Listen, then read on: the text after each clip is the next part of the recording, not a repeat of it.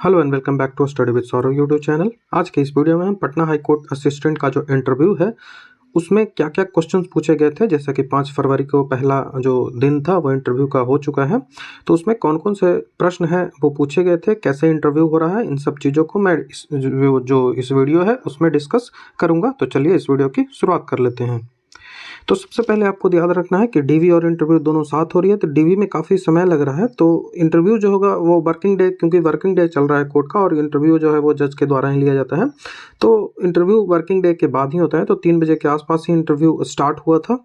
और इंटरव्यू के लिए 120 कैंडिडेट जो है, 120 स्टूडेंट्स हैं, उनको डिवाइड कर दिया गया था 60-60, और 2 पैनलों में इंटरव्यू 3 बजे के बाद लिया गया था। लैंग्वेज में यदि बात करें, कौन सा लैंग्वेज आप चूज़ करेंगे, ऐसा कोई फॉर्म दिया जाता है चूज़ करने की, तो ऐसा कुछ नहीं था। लेकिन वो जनरली, जैसे मैंने बात हुई, जनरली वो हिंदी में ही पूछेंगे। आप इंग्लिश में भी दे सकते हो जवाब, और हिंदी में भी दे सकते हो। आप जैसा चाहे, जिसमें आप कंफर्टेबल हो वहाँ आप जवाब दे सकते हो।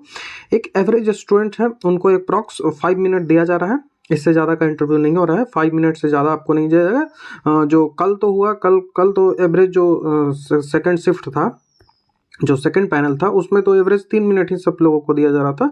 बाकी आप मान के रखो कि एवरेज 5 मिनट दिया जाएगा सारे को।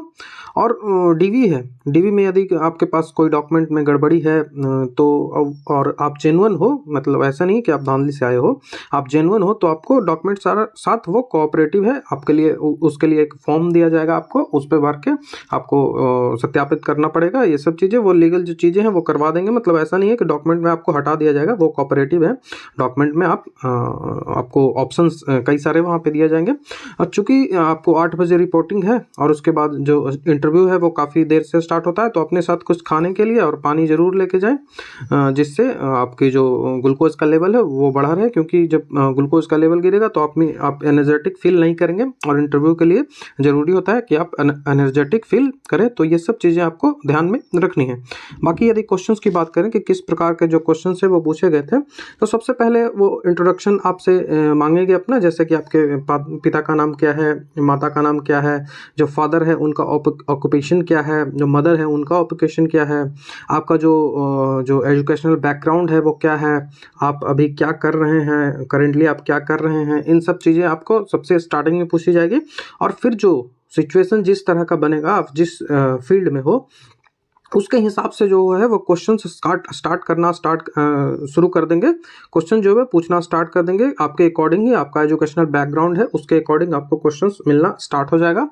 और यदि आप जॉब में हैं तो आपका जॉब से रिलेटेड ही क्वेश्चंस सामान्यतः पूछे जाएंगे। तो आपका जॉब से रिलेटेड अपना जो क्वेश्चंस है वो तैयार कर लेंगे। और जो आपका जो एजुकेशनल बैकग्राउंड है उसको मैंने बता ही दिया था कि एजुकेशनल बैकग्राउंड से भी अपना क्वेश्चन तैयार रहेंगे, क्योंकि क्वेश्चन जो है वो यहीं से पूछे जाएंगे। ठीक है। बाकी अलग से क्वेश्चन जैसे पूछे जाते हैं, जैसे आप जॉब में नहीं हो तो आपको ग्रेजुएशन पेपर से क्वेश्चन पूछा जाएगा। यदि जॉब में हो तो भी ये ग्रेजुएशन पेपर से क्वेश्चन आएंगे ही, ये पूछा ही जाएगा। और सबसे जो मेन फोकस करना है वो पॉलिटिकल साइंस पे करना है। जो पॉलिटी का जो पेपर होता है उससे सवाल ज़्यादा आएंगे। जैसे आपसे आर्टिकल्स पूछ लिए जाएंगे कि कौन से आर्टिकल में गवर्नर का वर्णन किया गया है, कौन से आर्टिकल में सुप्रीम कोर्ट के बारे में बताया गया है, कौन से आर्टिकल में हाई कोर्ट के बारे में बताया गया है।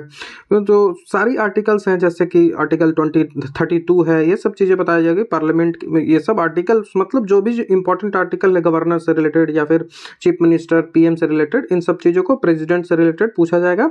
और खास करके जो पॉलिटी में सवाल पूछे जाएंगे वो गवर्नर से रिलेटेड पूछे जाएंगे, प्रेसिडेंट से रिलेटेड पूछे जाएंगे, पार्लियामेंट है उससे रिलेटेड पूछे जाएंगे, और लेजिस्लेटिव असेंबली है उससे रिलेटेड, और सुप्रीम कोर्ट और हाई कोर्ट तो आपको तैयार कर ही लेना है।